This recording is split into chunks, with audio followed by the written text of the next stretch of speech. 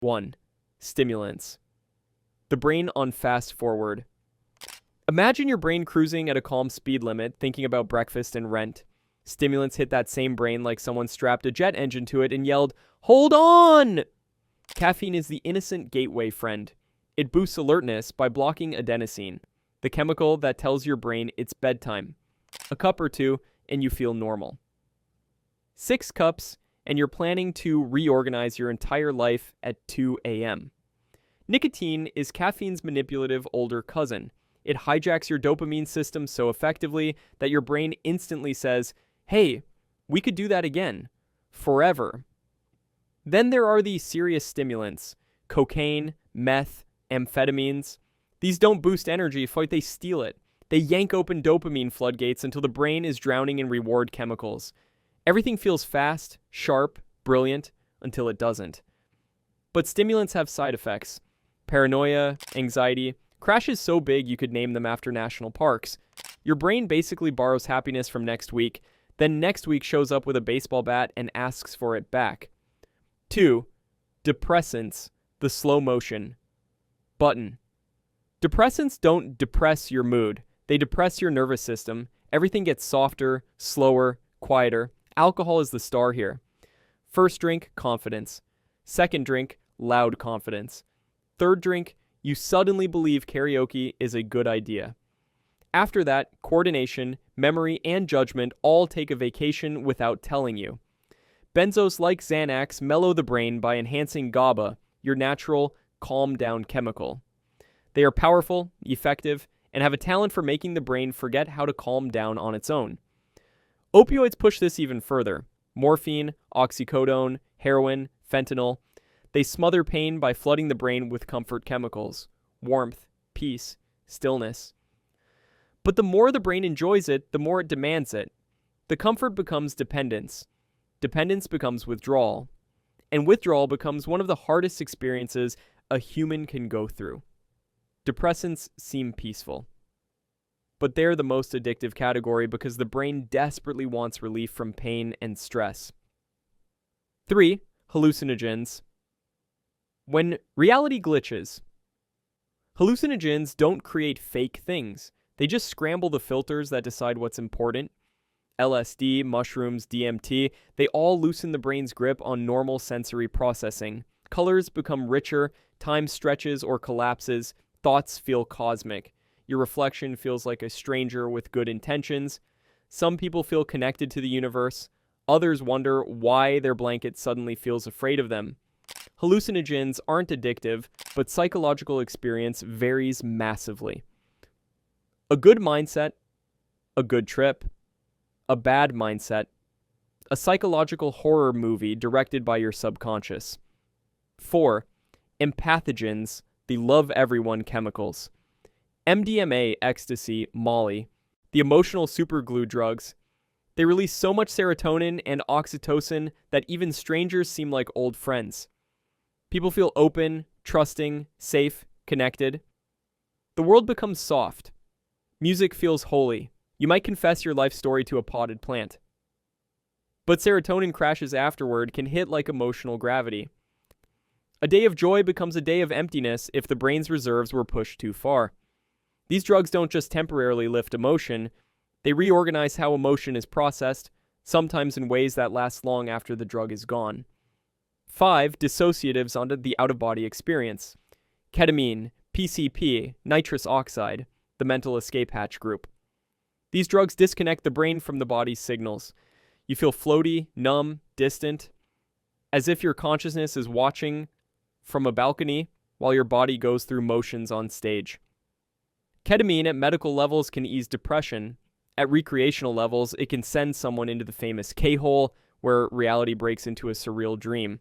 Some people find peace there, others find pure panic. PCP goes further, distorting pain perception until people feel invincible, which is exactly why it's so dangerous. 6. Cannabis. The shape-shifting drug weed is the weird middle child of drugs because it can act like a stimulant, depressant, or hallucinogen. It can relax the body while activating the imagination. It can inspire creativity or trigger paranoia. It can make food taste like it came from heaven or make you forget you put it in the microwave. THC rewrites perception, appetite, time awareness, and memory. CBD calms inflammation and anxiety without the high. Together, they create a spectrum of effects that vary wildly depending on the strain, the THC level, and the brain consuming it. Biggest danger? Not overdose, but dependency through routine. The slow creep from every now and then to every day without noticing life feels foggier.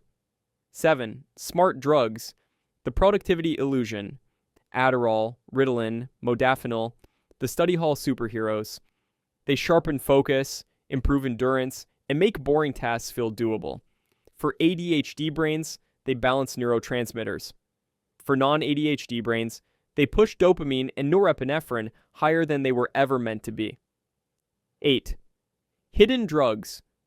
People don't realize are drugs. Here's where it gets fun. The substances hiding in plain sight that change your brain whether you realize it or not. Energy drinks aren't just caffeine. They combine stimulants like taurine, guarana, and B vitamins that hijack the body's stress systems. That jitter you feel? That's your nervous system holding a tiny protest. Sugar is not officially a drug, but it sure acts like one. It releases dopamine in the same pathways as addictive substances, and the brain gets hooked on the cycle of spike, crash, craving, repeat. Vapes contain chemicals that alter mood, breathing, and dopamine. Nicotine salts hit faster and harder than cigarettes. Teens often think they're harmless. They're not. Salvia divinorum is a hallucinogenic plant that causes intense, short-lived dissociation. It's legal in some places, but the experiences can be overwhelming and terrifying. Kratom behaves like a weak opioid. People use it for pain or stress, but dependence sneaks in quietly. DXM cough syrup in high doses can act as a dissociative hallucinogen. It distorts time, vision, and sensation. People underestimate it because it's legal.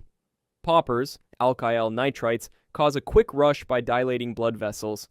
Brief euphoria, followed by headaches and potential long-term risks. Nutmeg, yes, the spice, when consumed in extreme amounts, becomes a hallucinogen due to myristation. The effects last too long and feel very unpleasant. Inhalants like glue or aerosol sprays are some of the most dangerous substances because they starve the brain of oxygen and can cause instant death. These aren't real drugs until they absolutely are. 9. The body's own drugs, the chemistry you were born with. Before you ever touched caffeine, sugar, or anything stronger, your brain was already running its own biochemical pharmacy. It didn't need a dealer, a drink, or a pill. It manufactured everything itself. Dopamine, the brain's reward spark. Fires whenever you accomplish something, enjoy food, finish a good workout, or even just hear someone say your name nicely. Serotonin keeps your mood stable, like the app that prevents your emotions from crashing every 5 minutes. Endorphins show up whenever you laugh too hard or push yourself physically, acting like tiny built-in painkillers with perfect bedside manner. And anandamide, known as the bliss molecule, behaves almost exactly like THC, giving you natural waves of contentment without any foggy after effects. Your nervous system uses these chemicals to decide how you feel, how motivated you are, how connected you feel to others, and even how much pain you can handle. It's the oldest, safest drug system on Earth, and it works quietly in the background, adjusting itself to protect you. When you exercise or get sunlight or hug someone you love, you're tapping into your natural pharmacy at full strength. When life becomes overwhelming, those same chemicals try to rebalance things again. That's why the highs from healthy habits feel clean and stable, while artificial drugs feel sharp, sudden, and unpredictable. One relies on the body's natural rhythm, the other hijacks it. The twist is that external drugs don't create new feelings. They just force the brain to release these same natural chemicals in massive, unnatural amounts. That's why they feel so powerful, and why the crash feels so empty afterward. Your brain isn't weak, it's just designed to work with tiny, carefully measured doses of its own chemistry, not the tidal waves that come from outside sources. When people say you are your own drug dealer, they're not joking. Your biology is built to create joy, comfort, excitement, calm, and even euphoria. The trick is learning how to activate the natural version instead of burning it out with shortcuts. 10. Why people use drugs. The real reason. Nobody says out loud. People often talk about drugs like they're abstract problems, bad decisions, or moral failures, but the truth is much more human. Nobody reaches for a substance because everything in their life is going perfectly. They reach for it because something inside them feels too heavy, too sharp, too empty, too painful, or simply too loud. Drugs offer instant relief in a world where real solutions take time, energy, and emotional work. They give confidence to people who feel invisible, quiet to people whose minds never stop spinning, escape to those drowning in stress, and numbness to those who can't face their memories alone. Even the fun drugs aren't really about fun. They're about feeling different, feeling bigger, feeling calmer, or just feeling something. Most people don't want the drug itself, they want the version of themselves they become while on it. The relaxed version, the brave version, the pain-free version, the version that isn't scared to speak, laugh, dance, cry, or breathe. Drugs offer shortcuts to emotions the brain struggles to produce on its own. But shortcuts always have tolls, and eventually the toll becomes larger than the relief. That's when dependence creeps in. Not because someone is weak, but because the drug temporarily solved a problem life never taught them how to handle. And that's the part people misunderstand. Drug use isn't about thrill-seeking. It's about problem-solving. Even if the solution is unhealthy, dangerous, or temporary, it fills a void the person didn't know how to fill any other way. Some want to escape a bad day, some want to escape a bad life, and some simply want to escape themselves. Understanding this doesn't excuse the dangers, but it explains them. It shows why compassion is more effective than judgment, and why awareness beats shame every time. Because when you understand why people reach for something artificial, you finally understand the real antidote, giving the brain healthier ways to feel the things it's been starving for all along.